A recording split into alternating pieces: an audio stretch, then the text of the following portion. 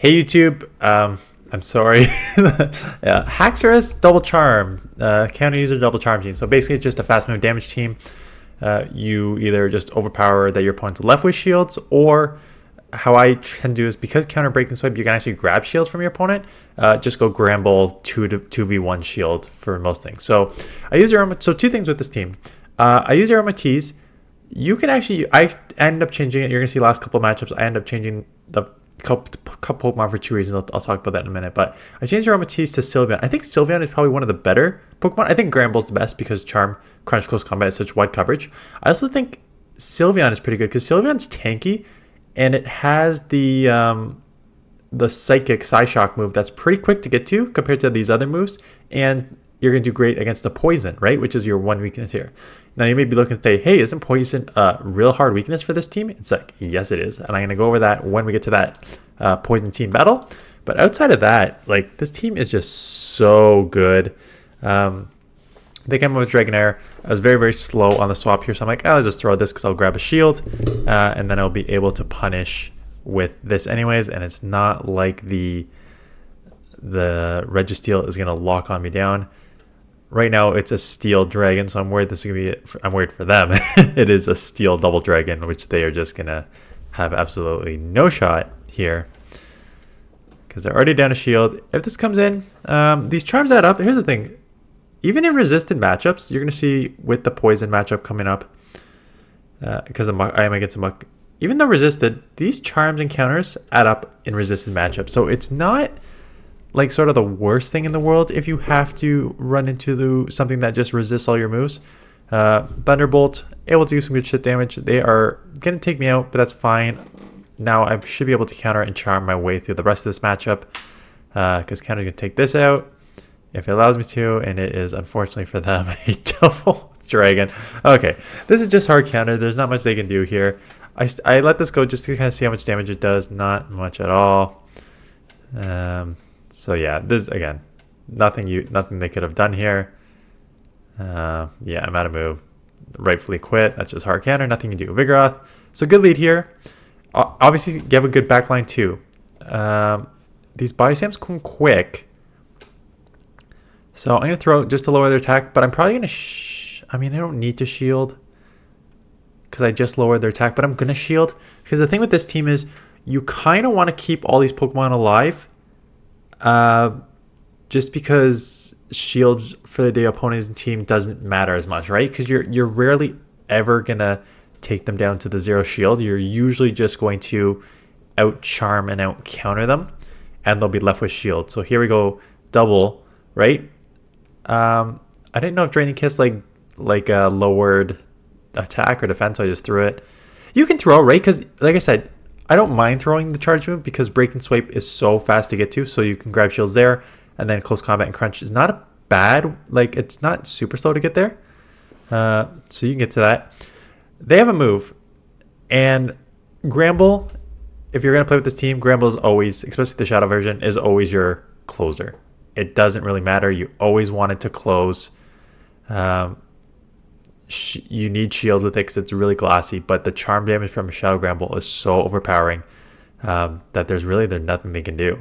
So as long as you save a shield for that, you should almost always be able to take it in the ending. So they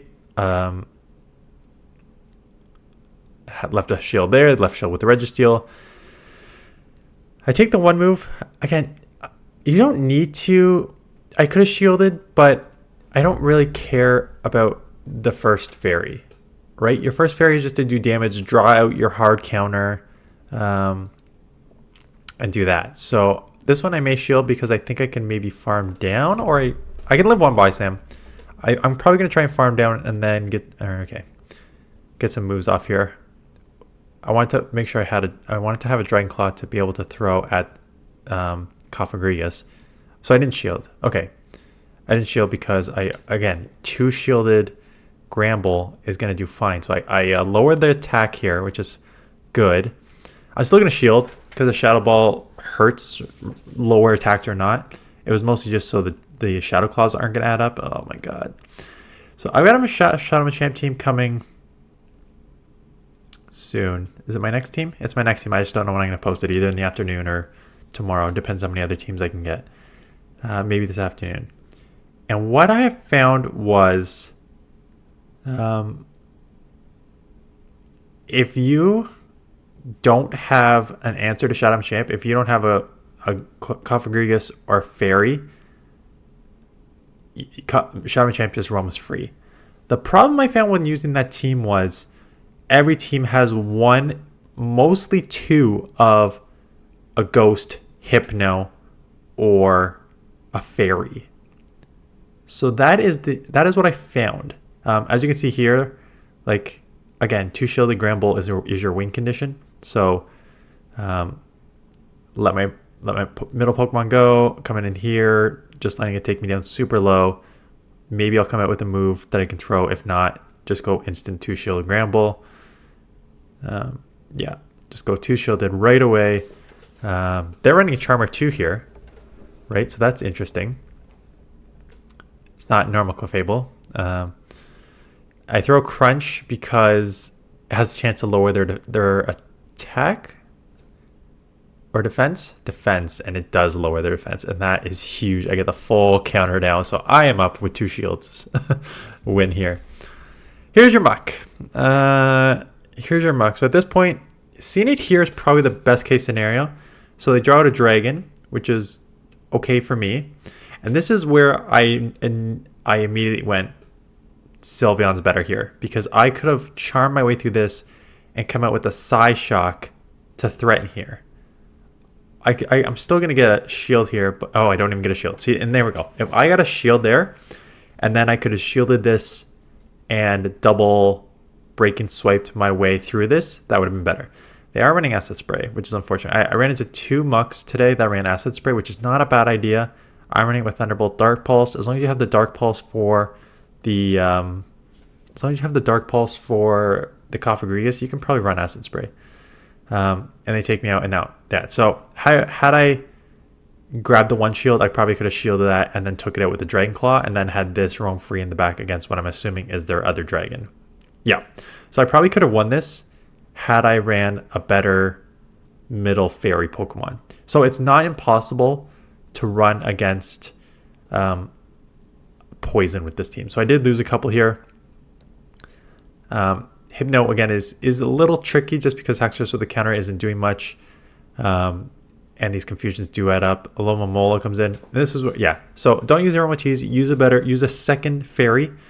Let me just see if there's other fairies that I would recommend. I think Gramble is a must, and I think the Shadow is a must, and I think that's your closer. Right? Those things are all what I would say yes. In terms of other, Florges, yeah. If I had a Florges with Disarming Voice, I would run that, even though it's like all resisted.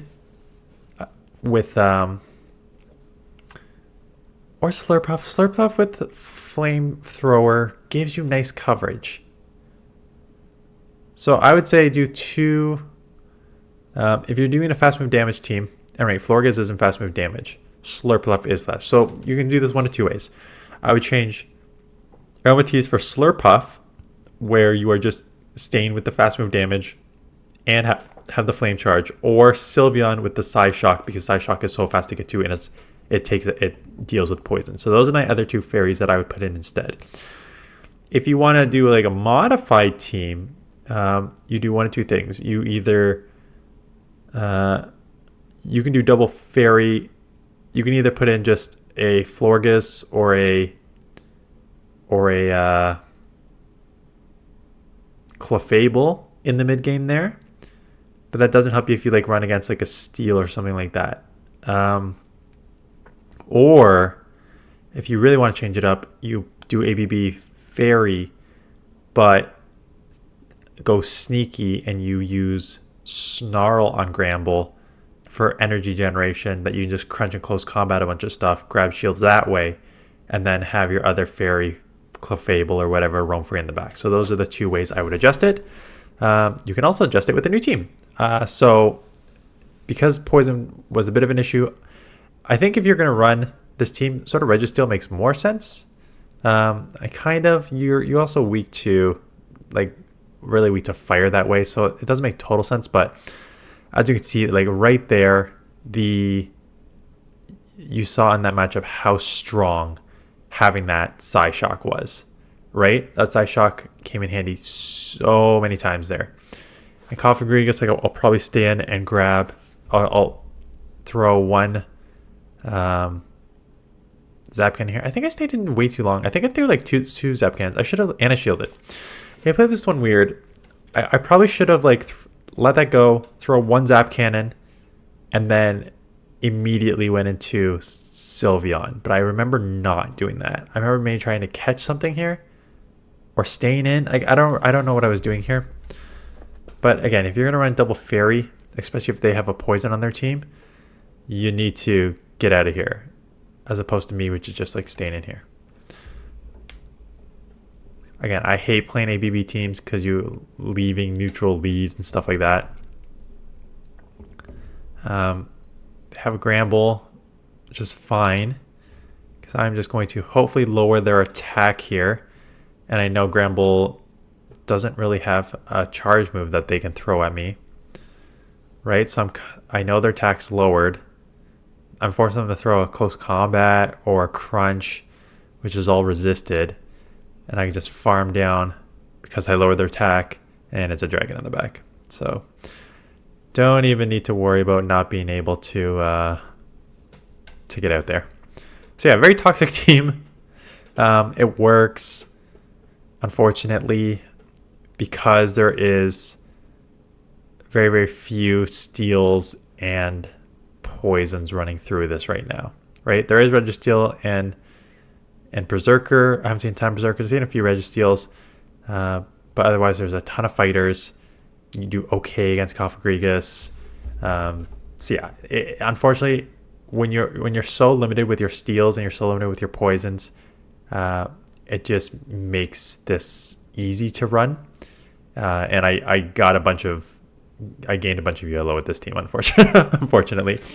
So I do have a couple other teams to go. So maybe I will do double videos. But the thing is, this is not next week. Anyways, I haven't decided yet. So I'll either do a bunch of videos in the afternoon as well, keep this train going, or I'll split them up. We'll see. But I definitely have one with Shadow Machamp.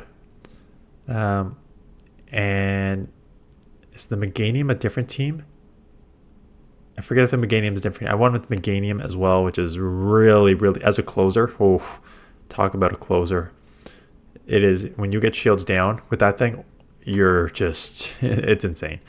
There's that. And then I was working on a third. I forget what the other one was. Anyways, lots of options with this. So I'm going to keep pumping them out.